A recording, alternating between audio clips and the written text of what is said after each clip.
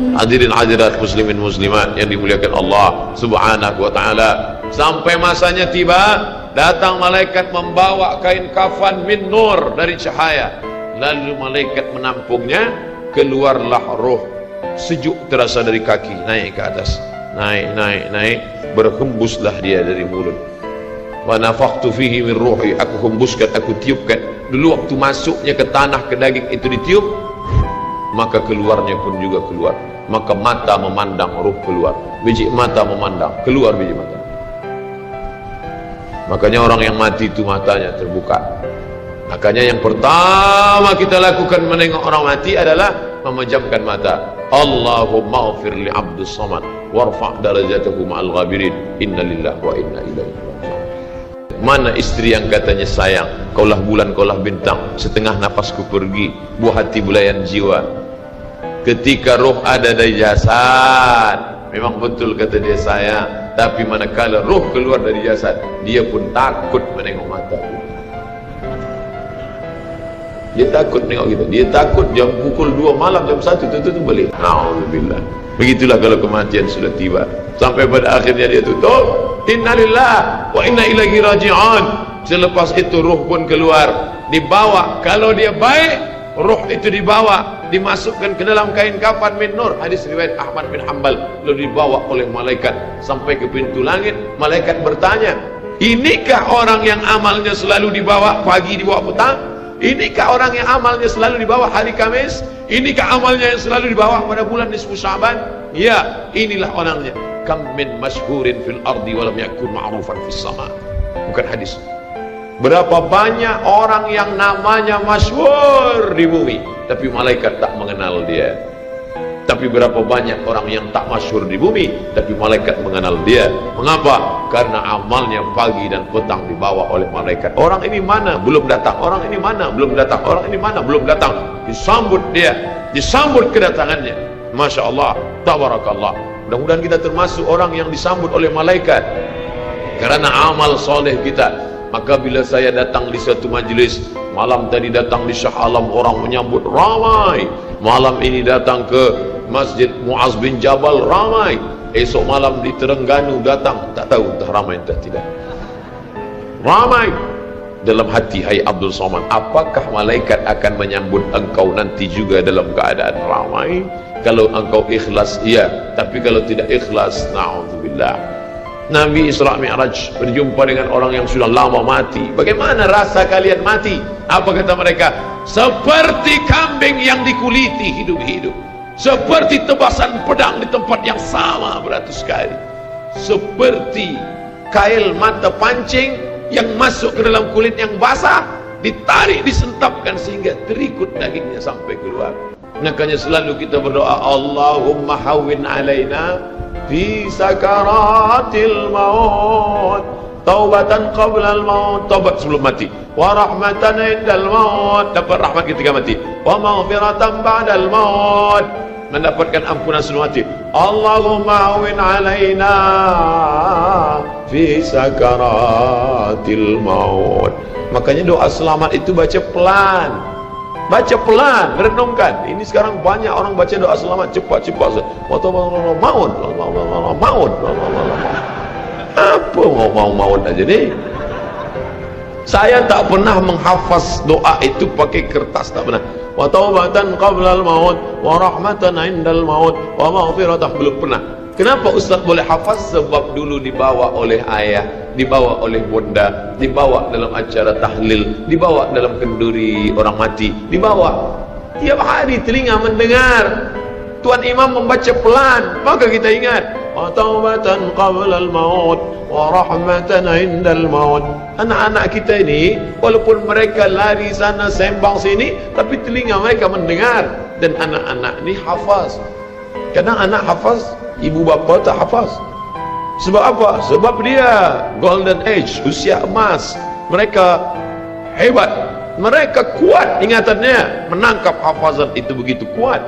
Maka kita ajarkan mereka doa itu pelan-pelan. Sebab bila kita ajar kuat-kuat, mereka balik, dia panggil, ibunda dia panggil. Cuba kau baca apa doa tadi? Allah mau. Apa mau aja ni? Sebab di Irak banyak orang mati, sebab di Suriah banyak orang mati, di Palestin banyak orang mati, di Rohingya banyak orang mati. Padahal maknanya amat sangat dalam. Allahumma hawwin alaina, ringankan kami fi sakaratil maut. Tidak ada gunanya amal banyak kalau tidak selamat dalam sakaratul maut. Makanya kita selalu minta kepada Allah, Allahumma khtim lana bi husnil khatimah wala takhtim alaina bi su'il khatimah. Allahumma ja'al akhir kalamina, jadikan akhir kalam kami inda tihai ajalina, ketika ajal kami sampai, jadikan akhir kalam kami yang terakhir keluar dari mulut kami, qaula la ilaha illallah Muhammadur Rasulullah. Allah. Biasa orang takbir ini nak pergi perang, menghadapi sakaratul maut penting juga takbir, sebab di situ banyak segala macam godaan-godaan. Datang syaitan membawa air, katanya menjelang sakaratul maut itu haus, panas, haus, maka datang syaitan membawa air. Engkau sebut nama aku bagi air. Mau? Kata dia. Mau? Engkau mau? Sebut nama aku.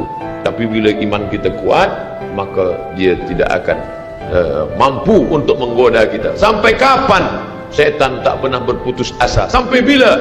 La atiyannahum min baini aydihim, aku datang dari hadapan, wa min khalfihim, aku datang dari belakang, wa an aymanihim, aku datang dari kanan, wa an syama'ilihim, aku datang dari kiri. Datang dia, datang dari hadapan, datang dari belakang, datang dari kanan, datang dari kiri. Oleh sebab itu yang banyak tuan-tuan yang ada berada di sini, tolong berzikir semua. Subhanallah, subhanallah, subhanallah. Kenapa? Dengan zikir itu maka larilah jin-jin setan yang ingin mengganggu. La'uwiyannahum, aku akan goda mereka, aku akan sesatkan mereka. Berapa lama? Madamat arwa'uhum fi ajsadihim, selama ruh ada dalam jasad, aku tak akan pernah berhenti sampai akhir keluar jasadnya dalam keadaan mati, tidak menyebut Allah Subhanahu wa taala. Itulah punca mereka. Makanya kita selalu berzikir. Esok pagi terjaga dari tidur automatically, karena kita sudah programkan di kepala kita, manakala terbuka, alhamdulillahilladzi ahyana ba'da ma amatana wa ilaihi nusyur. Selapar-laparnya orang beriman, manakala dia tengok makanan, terus saja dia ingat Allah. Allahumma barik lana fi ma razaqtana wa qina adzabannar. Tapi ada setengah umat Islam, bila dah kenyang saja baru ingat Allah. Alhamdulillah. Bila tak kenyang tak ada ingat Allah SWT.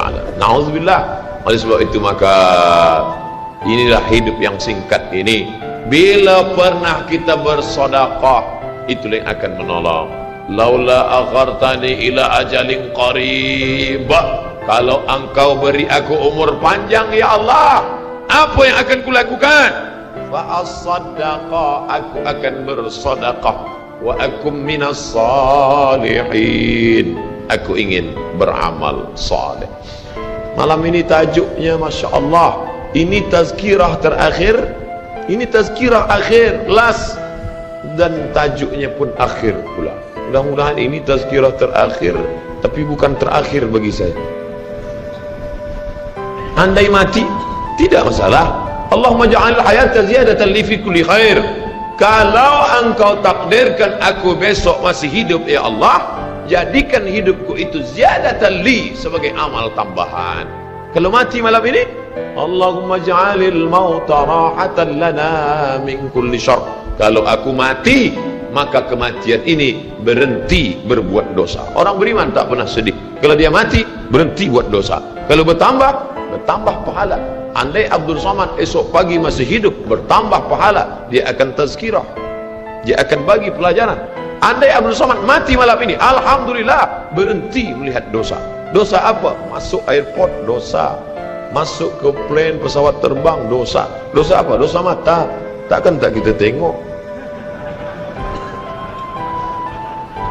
Mata terbuka, takkan kita tutup? Maka orang beriman sentiasa menjaga dirinya, tak pernah dia berkeluh kesah, tak pernah dia mencaci maki. Kenapa aku matikan aku ya Allah? Kenapa umurku pendek ya Allah? Ridha kepada Allah.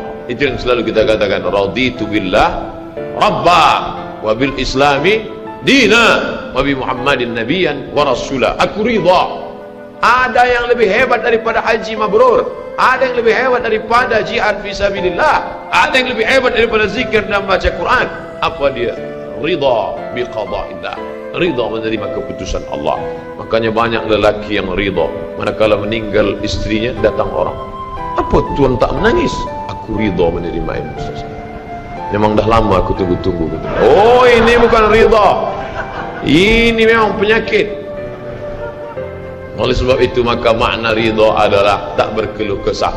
Setelah orang masuk ke dalam surga, mendapatkan kenikmatan surga, Allah bertanya, "Madza turidun?" Hai penghuni surga, apa lagi yang kalian inginkan? Apa kata penghuni surga? Ridhaka.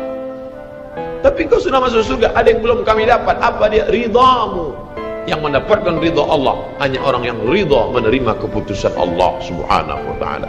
Man lam yarda bi qada'i, sesiapa sahaja yang tak ridha menerima takdirku, wa lam yasbir bi bala'i, yang tak sabar menerima ujianku, wal yatlub rabban siwaya, carilah Tuhan selain aku. Hadis ini dhaif. Tapi untuk targhib wa tarhib, untuk berikan semangat beramal, untuk fadail amal boleh dipakai, kerana ia bukan masalah akidah, bukan masalah halal haram. Jangan permasalahkan masalah.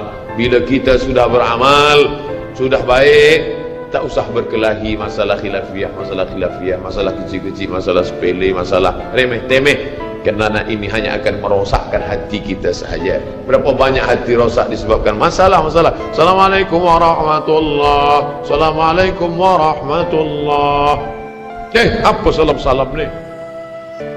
Padahal hati sedang lembut.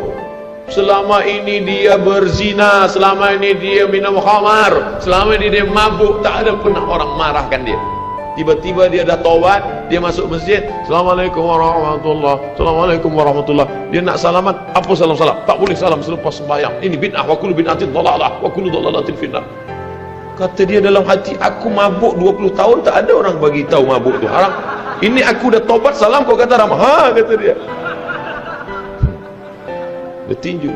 Bila sebelum sembahyang tadi belum ada bersalaman, selepas sembahyang baru bersalaman, hukumnya sunnah, mustahab, dianjurkan, disukai, kata Imam Nawawi. Belum sembahyang tadi tak ada salam, sebab dia lambat. Allahu Akbar. Lepas sembahyang dia salam, mustahab, dianjurkan, baik, tak salah. Bila sebelum sembahyang tadi sudah bersalaman, salam Haji, salam Datuk, salam Tuan, masuk ke masjid, selepas sembahyang dia salam balik, mubah, tak jadi masalah. Oleh sebab itu mari kita jaga hati kita yang dah baik, yang dah elok ni, jangan dirosakkan hanya kerana masalah-masalah kecil, masalah-masalah khilafiyah. Melunakkan hati. Kayu patah boleh disambung, kaca retak boleh direkat, tapi hati rosak, kemana obat akan dicari. Oleh sebab itu memperbaiki dengan akhlak. Al-adab fawqal ilmi, adab lebih tinggi daripada ilmu. Tak ada guna banyak ilmu, banyak kaji banyak, tapi menyakitkan hati orang. Ada yang lebih hebat daripada ilmu. Apa dia? Adab.